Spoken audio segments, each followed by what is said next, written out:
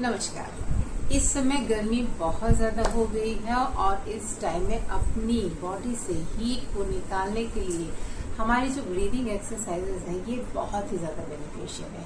Because heavy exercises करने में आपको स्वेटिंग बहुत ज़्यादा हो रही है, तो कभी कभी आपको ये बहुत ही ज़्यादा अनकंफर्टेबल बना देता है। बिकॉज स्वेटिंग ज़्यादा होती है या आपकी बॉडी डिहाइड्रेटेड होने लगती है, तो इन सब से बहुत ही इजीली आप बाहर निकल सकते हैं। पहले तो आप वाटर इंटेक बराबर रखिए, लिक्विड इंटेक अपना अच्छा रखिए और जितना हो सके अपनी बॉडी को हाइड्रेट रखिए।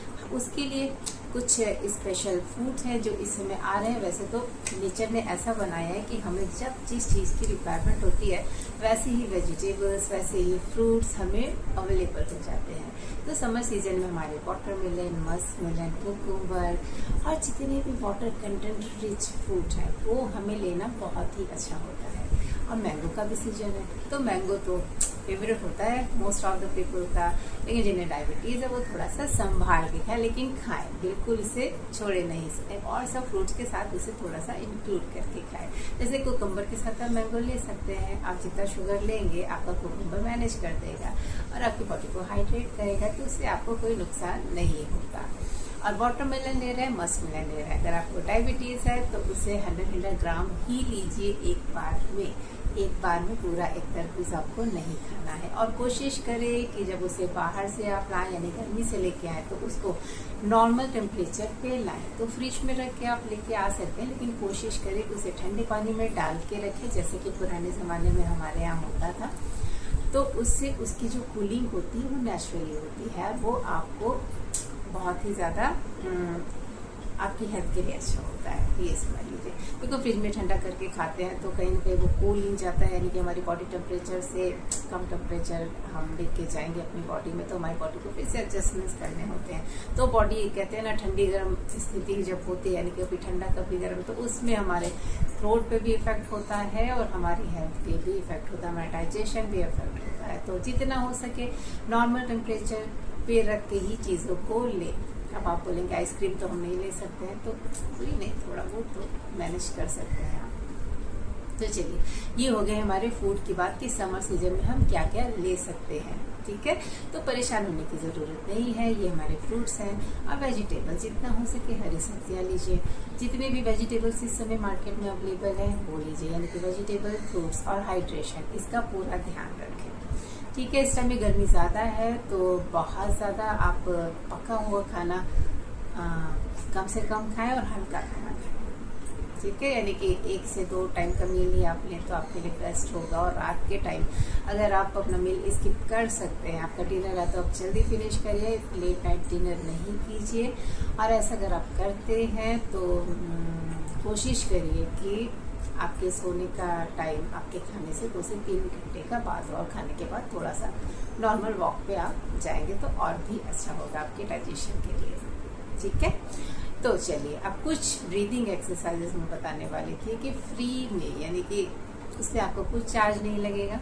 सिंपल ब्रीदिंग से कैसे अपनी बॉडी की हीट को आप रिलीज कर सकते हैं। हमारे इतने अच्छे अच्छे प्राणायाम हैं जिन्हें आप अगर डेली करते हैं, कुछ नहीं 10 मिनट भी कर लेते हैं, तो आपको वो पूरा फायदा देके जाते हैं।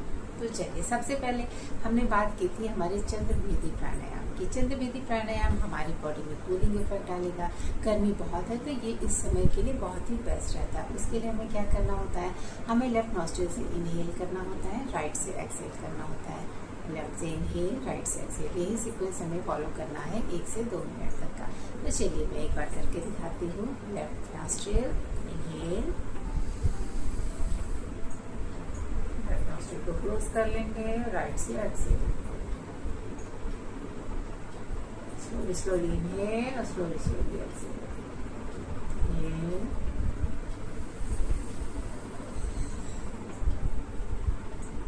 Exhale.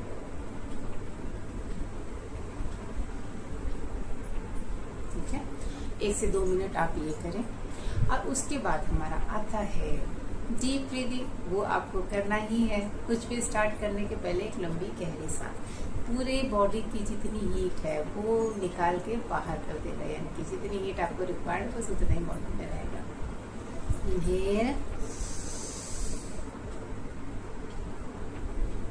Exhale,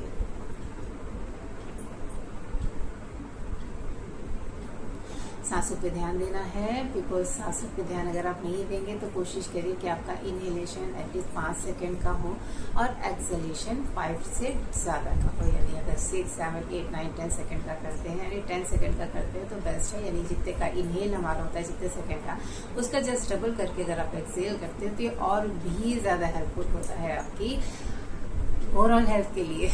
yes, because deep breathing हमारी ओवरऑल बॉडी सिस्टम को रेगुलेट करता है, बैलेंस करता है। तो डीप ब्रीदिंग मेरी हर प्राणायाम में, हर एक्सरसाइज में मैं रिकमेंड करती हूँ डीप ब्रीदिंग। अगर आप फुल टाइम आप दे सकें, एटलीस्ट जितने टाइम आपको याद आता है उतने टाइम कॉन्शियसली आप डीप ब्रीथ करें। आप खुद देखेंगे रिजल्ट, मुझे बताने की ज़रूरत नहीं है। तो इसके अलावा अब एक हमारा बेस्ट एक्सरसाइज है हमारा अनुलोम विलोम, दैट इज नाड़ी शोधन। तो ये everyone is familiar with this.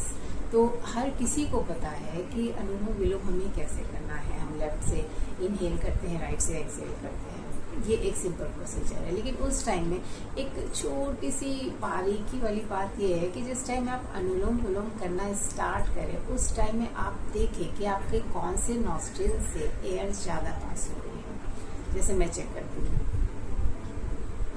मेरा लेफ्ट नॉस्ट्रिल ये ज़्यादा एक्टिव रहता है हर टाइम, तो मैं लेफ्ट से अनुलोम विलोम स्टार्ट करूँगी। यानी लेफ्ट से इनहेल करूँगी, राइट से एक्सहेल, फिर राइट से इनहेल, लेफ्ट से एक्सहेल। लेकिन जिनका अगर ऐसे करने पे राइट नॉस्ट्रिल चल रहा है तो वो इनहेलेशन राइट नॉस्ट्रिल से स्टार्ट करें।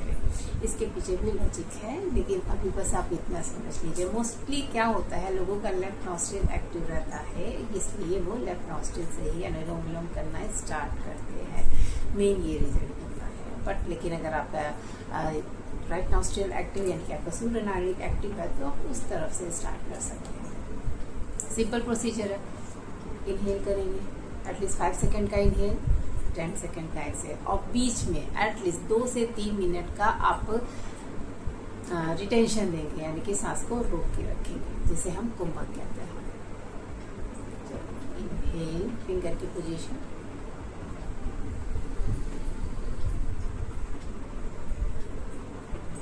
होल्ड,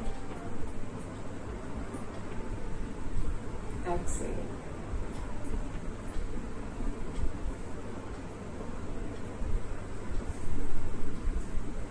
एक्सेलेशन में जितना हो सके उतना एक्सहेल करें, यानी कि आपका जो पेट है वो अंदर की तरफ जितना जा सके उसको लेके जाइए। इससे आपकी बॉडी के जितने भी टॉक्सिन्स होते हैं ना, वो रिलीज हो जाते हैं आपकी ये कार्बन डाइऑक्साइड के थ्रू। ठीक है, चलिए अब राइट नॉस्ट्रिल से इनहेल करेंगे, को बंद किया, सांस को रोकेंगे 2 से 3 सेकेंड, धीरे धीरे लेफ्ट से अपनी सांस को छोड़ेंगे।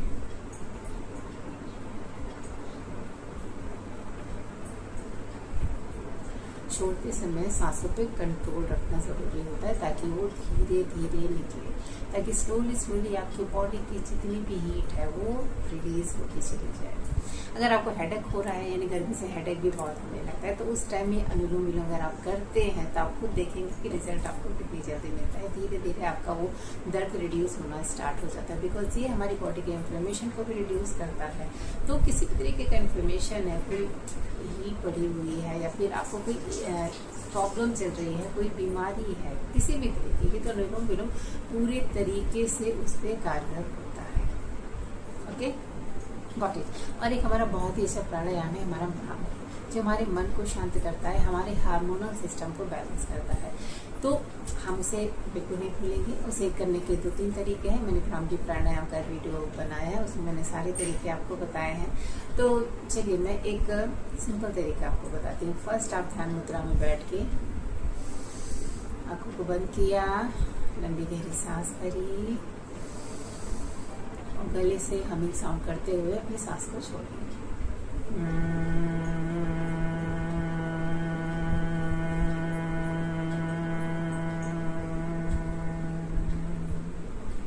ये हुआ एक तरीका। दूसरे तरीके में हम क्या करते हैं, अपने ईयर की इस कार्टिलेज को प्रेस करके रखेंगे। इनहेल करेंगे,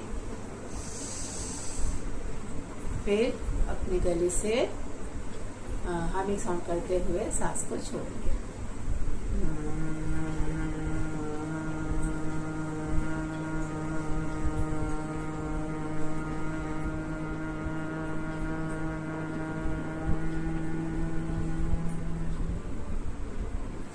ये वाइब्रेशन आप फील कर सकते हैं। ये आपके पूरे ब्रेन में ये कस के, एक कहते हैं ना जिसे बवंडर कहते हैं, वो वैसा क्रिएट करते हैं। यानी जो साउंड होता है ना, चारों तरफ से आपकी ब्रेन की जितनी भी इनएक्टिव सेल्स होती है ना, उनको एक्टिवेट करता है, जिससे कि आपका हार्मोनल सिस्टम स्टिमुलेट होता है और वो बैलेंस होता है। जो भी ग्लैंड आपकी काम नहीं करती है, यानी कि इवन आपका थायराइड हुआ और आपकी पीनियल ग्लैंड हुई, तो वो सब फंक्शनिंग उनकी प्रॉपर हो जाती है। और सेकंड थिंग कि इससे आपका जो एमिग्डाला यानी कि फियर सेंटर होता है, वो धीरे धीरे रिड्यूस होना स्टार्ट होता है। बिकॉज हमारी जितनी भी ब्रीदिंग एक्सरसाइजेस हैं, ये मेडिटेशन का ही पार्ट है, मेडिटेशन का तरीका ही है, जिसे आप स्टार्ट से फॉलो करते हैं। फिर सिंपल सिटिंग पोजीशन में ब्रीदिंग पे फोकस करके जो मेडिटेशन करते हैं वो होता है। तो हम स्टार्ट प्राणायाम से ही करते हैं। तो और भ्रामरी का एक तरीका है हमारा शानमुखी। तो शानमुखी में क्या होता है कि हमारा फेशियल एक्सरसाइज भी हो जाता है, तो हमारे फेशियल मसल्स के लिए भी बहुत अच्छा होता है, आपको यंगर लुक देती है, शाइनी स्किन देती है। तो भ्रामरी देखें तो ओवरऑल आपके हार्मोनल हेल्थ को पूरी तरीके से बैलेंस करता है और आपके माइंड के जितने भी एक्टिविटी है उनको रेगुलेट करता है।